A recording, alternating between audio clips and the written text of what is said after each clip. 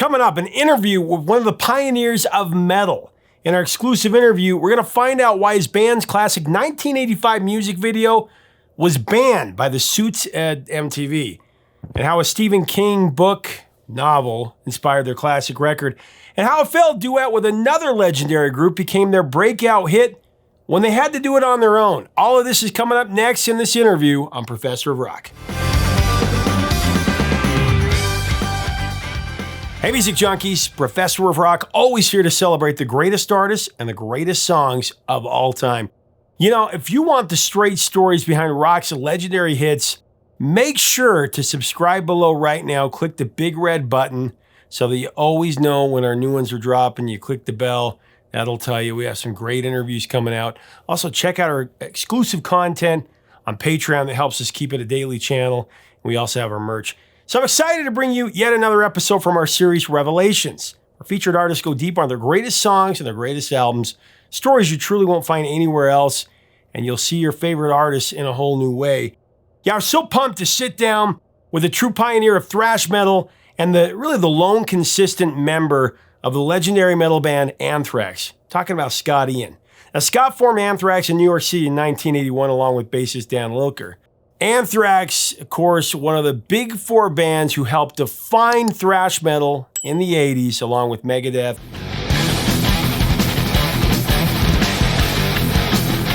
Metallica,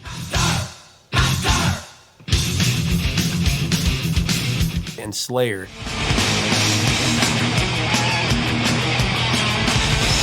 You know, Anthrax was one of the early thrash metal bands from the East Coast, really making an impact. This band has gone through a lot of changes during the years, with Scott Ian really, like I said, being the only member to play on every album. Actually, I take that back. Come to think of it, drummer Charlie Benante has also played on every album, if memory serves. But the lineup from the mid-'80s to the early '90s, that was Joey Belladonna on vocals, the aforementioned Benante on drums, and Scott Ian on rhythm guitar, as well as Frank Bello on bass and Dan Spitz on lead guitar. Though Jonathan Donay, he's been lead guitar since 2013.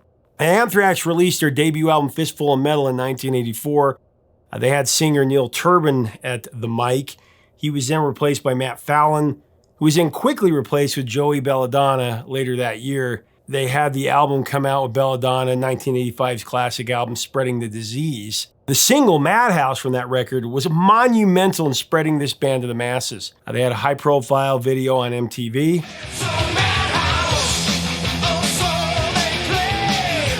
It actually got banned soon after for its portrayal of the band trapped in a mental institution.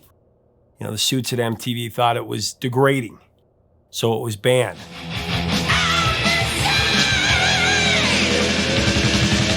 This, of course, only made the video more popular, and the band more popular. That's how it works. As British historian Joel McIver would say about the classic record, Spreading the Disease is the sound of pure determination at a point in metal history where boundaries were being pushed every day. An interesting thing about the album cover actually, that was done by Peter Karsten and Dave Heffernan, who created the cover of Led Zeppelin's Physical Graffiti album. Actually, the drummer, Charlie Benante, had come up with the idea of a man being checked for radiation levels, laying on the gurney. It's been said that he asked for that man, as being checked out, to look like bandmate and his nephew, Frank Bello. It's kind of an inside joke there. From there, Anthrax released their third album, Among the Living, that was in '87. That put the band on the fast track of mainstream success, having been recognized since as one of the greatest metal albums ever.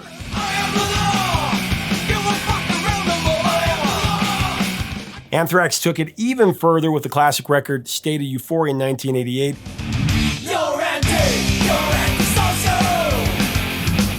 And then Persistence of Time in 1990.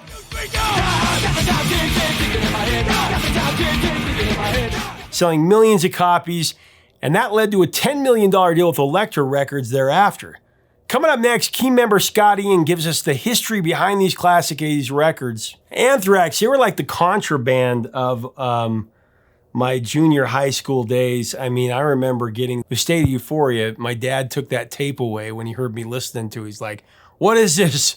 Devil music." I don't think he called it devil music. My mom definitely did. But this was a band that, you really kind of had to hide from your parents along with some other bands. Those were classic times back then in the 80s. And I love their records. We passed them out amongst our friend group, and we record them and pass them back and forth along with Megadeth and Metallica and all that kind of stuff. Again, music to make your parents crazy.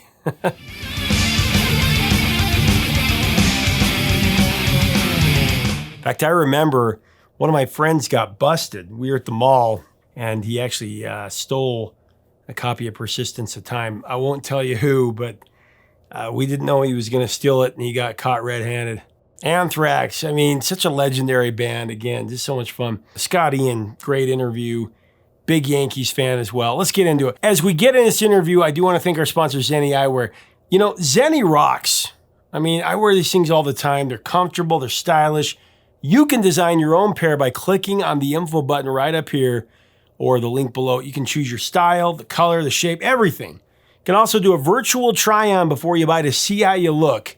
Check it out today by clicking up here and get it to 80% off regular retail prices. Here's Scott Ian of Anthrax. So I want to jump into 1987 and talk about Among the Living. You guys had a chance to work with the legendary Eddie Kramer. Mm-hmm. Of course, worked with Hendrix and the Beatles and the Stones, right, and Chris Blackwell's studio in the Bahamas. Tell me about that time and that album. Going to mix in the Bahamas was a pretty big deal. None of us had been to the Bahamas before. And the fact that we were there mixing a record like where Iron Maiden had mixed a record or two at that point. U2 was working there. We were pretty amazed. It was one of those kind of, how the hell did we get here moments. You could say things were on the right track. We were starting to buy into the idea that we were doing something correct.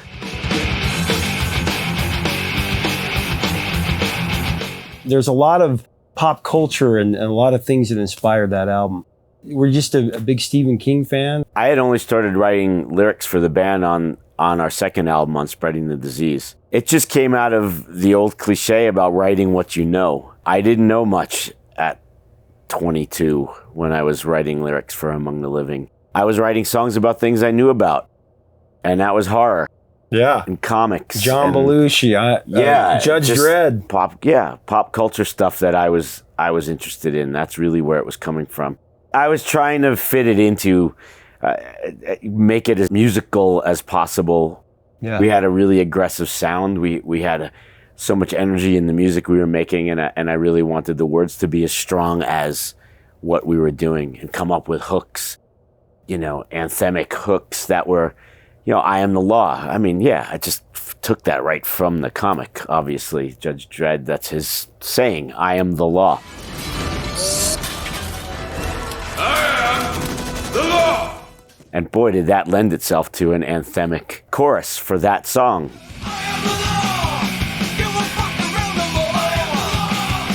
That was what was so cool about metal back in the day is everything was so intricate, even the album cover, and trying to figure out who that was. And we read that it was Kane from Poltergeist 2. Right. We read it that it was Randall Flagg. That's what got me reading Stephen King. And some people just say, it's just some random guy, but we read into it. That was cool. No, it was both of those things. We loved that character from Poltergeist 2.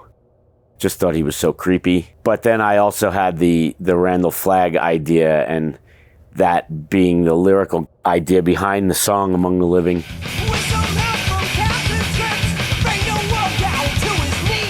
It felt very metal. To me, it felt street, because that's who we were. We were a bunch of kids from Queens in the Bronx, and we were very much ourselves. We wore shorts and T-shirts, and some of us came from that world as well, the hardcore world or the punk world, and it was a very DIY attitude, and I felt like this is just a part of me. It's a part of us.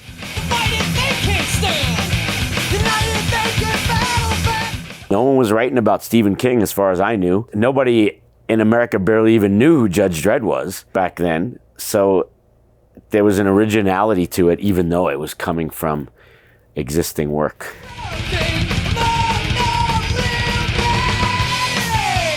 I love that album cover. It's dark. It definitely represents what you're about to hear. You know, if you're looking at that cover and you're wondering, what does this band sound like? It very much represented what that record sounds and feels like.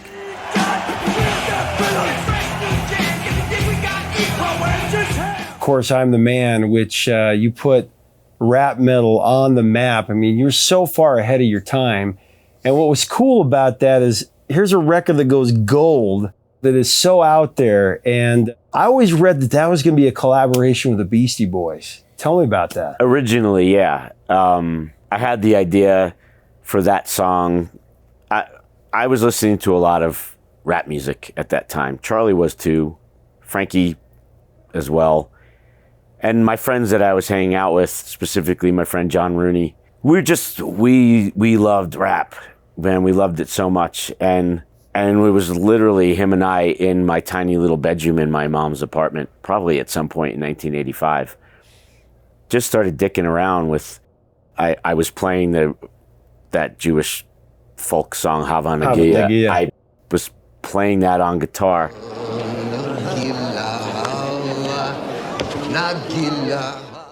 And we just started coming up with just the dumbest lyrics we could about the band.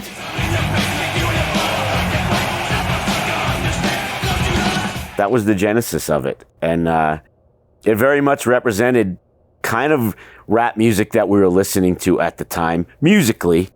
And even, I guess you could even say maybe lyrically, because it did have that a Beastie Boys feel to it, and that it was just very much just ball busting and talking a lot of shit.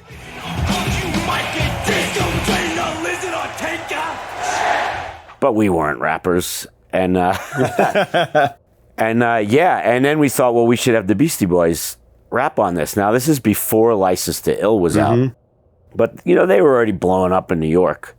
People certainly knew who they were. They had a bunch of singles out, and we were big fans of, like, She's On It. She's on it! So it just seemed like a good idea, because we weren't rappers. So why don't we have the Beastie Boys come in and do this with us? We'll play the song, and it'll be the Beasties rapping over the top of it. And we hadn't really thought it through that much. Like, are they going to want to rap these dumb lyrics about the guys in Anthrax? We hadn't thought it through. We just wanted to get the Beastie Boys. So we reached out to them somehow, and word came back, that they wanted to do it. And but we were now in the studio down in Miami recording Among the Living, and because that's when we recorded I'm the Man as well. And the three of us were out there in the room on the microphones with our lyric sheets, and we did all our parts, and we really liked what we heard. We kind of liked the way it sounded with our we just kind of copied the Beastie Boys. I was the Yauk guy, and Frankie was kind of a combination of Mike D and Ad Rock with the higher voice. And Charlie was like the more serious kind of talking guy, and just adding in little exclamations here and there. And we liked what we heard.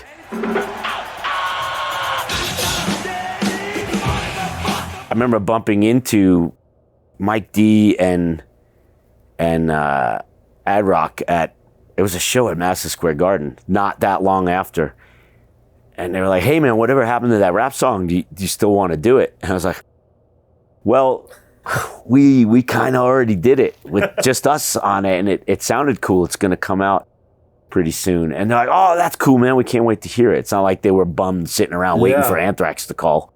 They were like, they had just sold 4 million records, and things were going pretty well for them. So, and it, it turned out great for us too. And it was obviously meant to be that we were supposed to be the jackasses on it and not the Beastie Boys. Yeah.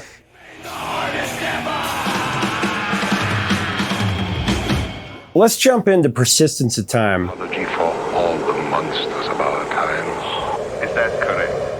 It was a different record for you guys. A real dark examination of urban society, of urban hell, that just on society and that kind of thing. That's how I read into it. Tell me about that. It was like, for me, it was like Contraband, because of course my dad took away that kind of thing. Belly of the Beast and songs like that, they were just a little bit darker.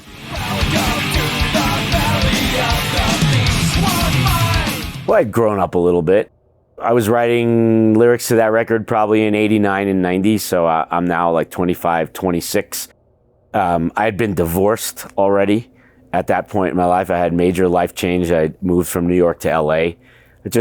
I had a lot more going on personally in my world, no pun intended.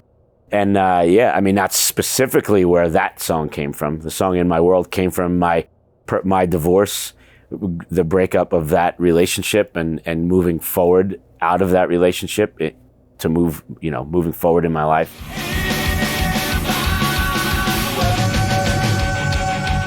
Keep It in the Family was probably inspired by Do the Right Thing. Doctor? Come on, what? Always do the right thing. I was very aware of racism as a kid in New York City, and so that was a song about that.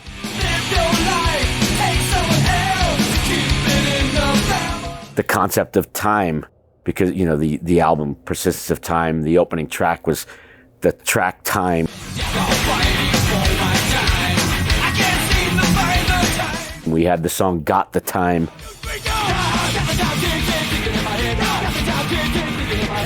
There, I was very much fascinated with the whole concept of time, because it doesn't seem like it sitting here being 54, but the difference between being a 25-year-old and a 20-year-old for me at that time was massive. I went through so much in those 5 years.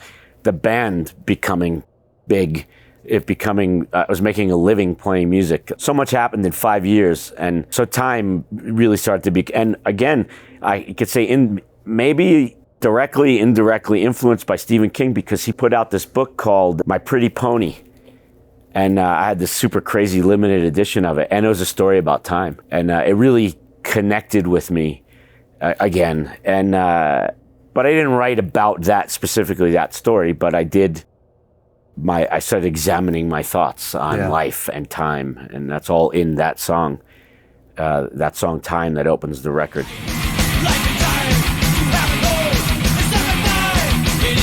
Yeah, things had changed for me much more in my life, and responsibility had become a big part of my life at the ripe old age of 25, and that changed everything. But my last question is, Scott, looking back on your personal life and your career, what are you most grateful for right now? It's my career. It's 37 years of being in my band. How many bands get to do this for that long and want to do it? How many bands get to do this and, in a sense, call their own shots and do it how they want to do it and still have fun doing it 37 years later? Because a long time ago, I started basing my decisions on, am I going to have fun? That's how anything in my life, writing a book or whatever I've done in my life, it really comes down to, is this going to be something that is going to be fun for me to do? Because if it means leaving home or if it means a lot more work, I'm not looking for that. I just want to have fun. Being in a band is still, I get to play guitar with my friends in Anthrax all these years later at these giant shows. That's what I'm privileged to get to do with my life. So that's it. Having this career, you never think about that when you're starting, that 37 years later, you're going to still be in your band. Most bands don't make it that long. So yeah, that's for me, it's the thing by far that I'm most proud of.